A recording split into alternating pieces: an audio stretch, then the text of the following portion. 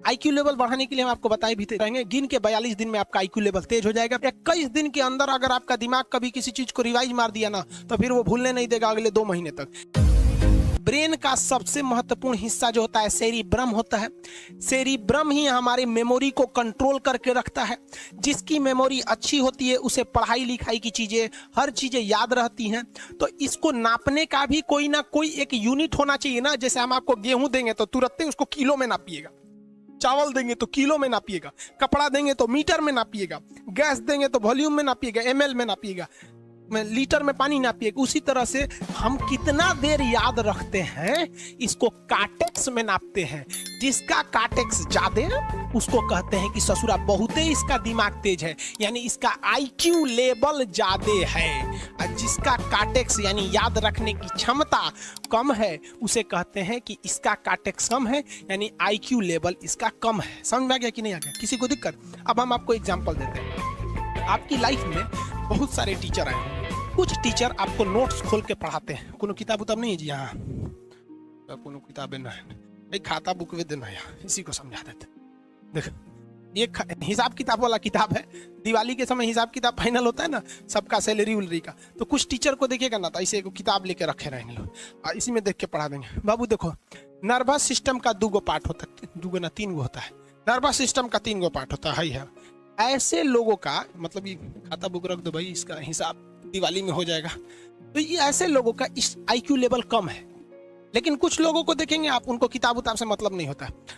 जैसे आप इलाहाबाद यूनिवर्सिटी कभी जाइए तो देखिए, या बड़े टीचर आईआईटी वगैरह जाएंगे, बहुत एकदम टीचर आते हैं आराम से, कोई नोट सोर्स कुछ नहीं, आया पढ़ा रहा है, चालू किया, एकदम मस्त एंजॉय करके चला गया। तो इनका आईक्यू लेवल ज्यादा होता है। आईक्यू लेवल बढ़ाने के लिए हम आपको बताए भी थे, दिमागीन खाइए, अच्छा रहता है। एक ही तरह की सोच मत सोचिए, अच्छा रहता है। आईक्यू लेवल कैसे बढ़ाएंगे? तो याद रखिए, आईक्यू लेवल बढ़ाने के लिए सोने से पहले का आधा घंटा बहुत जरूरी होता है। सोने से पहले आधे घंटे दिन भर में जितना काम किए उसको सुबह से रात तक देखते रहिए। एक बार रिवाइज मारिए कि सुबह उठे थे, ये किए थे, इसके बाद पढ़े थे, क्या क्या पढ़े थे, खान सर ये पढ़ाए थे। आप कहीं मैथ पढ़े होंगे, उसको सोचिए मैथ में क्या पढ़ाया गया था, खटाखट खटाखट। आपको सोचना ही है ना, सोचने में कितना टाइम लगता है, खटाखट। तो अगर इसको रिवाइज करते रहेंगे, गिन के 42 दिन में आपका आईक्यू लेवल तेज हो जाएगा। फिर आप कहेंगे कि सर जी हमरो बिना किताब का याद हो गया। और अगर यही खत्म हो जाएगा तो क्या कहिएगा, आपका भी आईक्यू लेवल गिर जाएगा। आप टॉपिक भूल जाते हैं, मतलब आपके दिमाग में दूसरा टॉपिक चलता है। आप लाइफ में किसको किसको आई लव यू बोले हैं, कभी भूले हैं? नहीं। कौन कौन आपको मारा है या कुछ उल्टा सीधा बोला है, नहीं भूलते हैं। रीजन क्या? आप कितनी बार किसी चीज को रिवाइज मारते हैं। 21 दिन के अंदर अगर आपका दिमाग कभी किसी चीज को रिवाइज मार दिया ना, तो फिर वो भूलने नहीं देगा अगले 2 महीने तक। यानी हर 21 दिन पे उसको रिवाइज मारते रहिए, मारते रहिए, मारते। और अगर हर 7 दिन पे मारेंगे ना तो वो एकदम फिक्स हो जाएगा, एकदम फिक्स हो जाएगा। हम लोग को क्या है भैया, दिन रात पढ़ाते पढ़ाते पढ़ाते पढ़ाते आदमी पगला जाता है। इसलिए अब कोई नींद में भी पूछेगा, खान सर स्वायत्त तंत्रिका तत्व किसे कहेंगे? स्वायत्त में कुछ नहीं आएगा, ये आ जाएगा आपका सिंपैथेटिक और पैरासिम्पैथेटिक, बस यही आ जाएगा। क्यों इतना जल्दी जल्दी जल्दी जल्दी रिवाइज मारा आदमी कि ये हमारा सब कॉन्शियस माइंड में घुस गया है। सब कॉन्शियस, देखिए कॉन्शियस माइंड उसे कहते हैं जिस पर हमारा कंट्रोल रहता है। जैसे हमसे कोई पूछेगा कि आप भी अगर पूछेंगे कि खान सर जो 1 हफ्ता क्लास नहीं लिए थे कहाँ थे, तो हम सोचने लगेंगे ये स्टूडेंट है, इससे हर बात क्या बताएगा आदमी कि किस डॉक्टर के पास थे, कहाँ गए थे। नॉर्मल बोल देंगे बाबू थोड़ा सा मेडिकल हेल्थ इशू था इसलिए चले गए। लेकिन अगर मम्मी पापा पूछेंगे तो उनसे हर चीज बताएंगे। तो जो चीज हमारे कंट्रोल में नहीं रहता है वो उसे क्या कहते हैं, सब कॉन्शियस माइंड। जैसे कोई हमारा नाम पूछेगा, खटाक से बता देंगे खान सर, समझ में आ गया कि नहीं? ओरिजिनल नाम तो आपको भी नहीं बताते हम लोग यहाँ पे। तो सब कॉन्शियस माइंड में घुसा दीजिए जो चीज। जैसे आप स्टेशन पे उतरिए या बस स्टैंड पे उतरिए, अपने घर जाने के लिए कभी रास्ता याद किए हैं? हाँ, इसके बाद दाहिने मुड़ना है, बाएं मुड़ना। आप फोन पे बतियाते भी चले जाते हैं।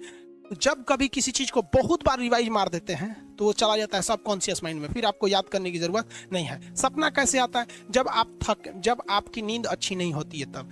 नींद प्रॉपर लिया कीजिए, नींद में कोई कमी नहीं आनी चाहिए। आप जिस दिन बहुत ज़्यादा थके रहेंगे उस दिन कोई सपना नहीं आता है। हम लोग का जब ऑफलाइन क्लास रहता था, सुबह 7 बजे से रात 9 बजे तक पढ़ाता था आदमी, जो ने करवट सोता था उधरे उठ जाता था, सपना का नाम ही नहीं आता था। समझ में आ गया कि नहीं?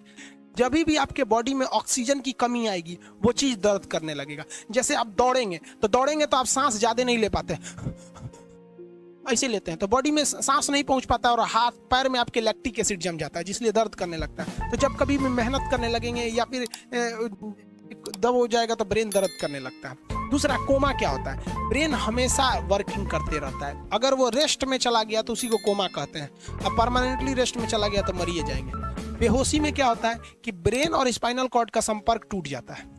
ब्रेन और स्पाइनल कॉर्ड का संपर्क टूट जाता है तो उसी को क्या कहते हैं, बेहोश हो गया है।